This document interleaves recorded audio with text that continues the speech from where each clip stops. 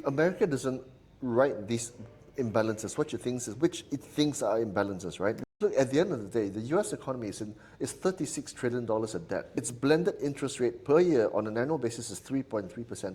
Right now, they're paying $1.2 trillion a year in interest costs alone. And because the government runs a deficit every single year, there's no hope in hell right now of paying that debt down with income from receipts, essentially, right? If America doesn't right these imbalances, what you think is which it thinks are imbalances, right? America gets more and more ill. And ill America is bad for the rest of the world. So I think a lot of people, they don't realize, oh, these tariffs are crazy.